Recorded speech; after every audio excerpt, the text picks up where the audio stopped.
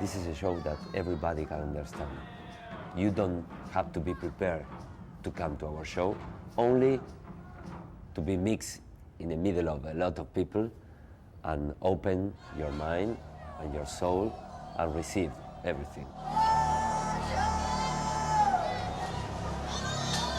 Give the audience a lot of images and a lot of situations where they can be part and they can decide how they want to be part. Shouting, jumping, dancing.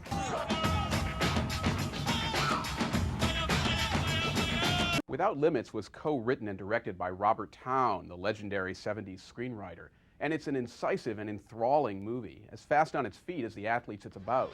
At the University of Oregon, Pree comes under the wing of the track coach Bill Bowerman, played with winking intelligence by Donald Sutherland. Gradually, he breaks Pree like a stubborn horse.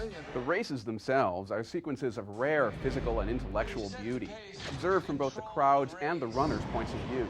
Unfortunately, there's one dramatic stumbling block that Towne can't overcome. Prefontaine's death in 1975, the result of a car crash that occurred when he was driving back from a party, is certainly a tragedy, but a naggingly arbitrary one.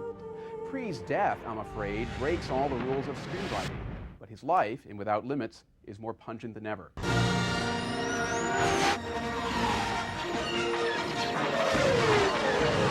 Well, the forces of good and evil have a few nasty run-ins in this movie, but I think the main struggle you see played out in The Phantom Menace is that of George Lucas nervously fighting to give everyone in the galaxy their money's worth. A communications disruption can mean only one thing: invasion.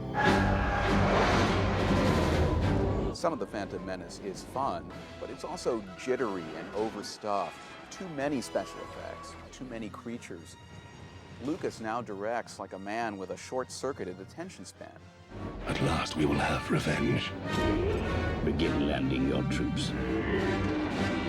I liked watching the character of Darth Maul, whose face looks like it was modeled on the wallpaper for a nightclub called Disco Inferno.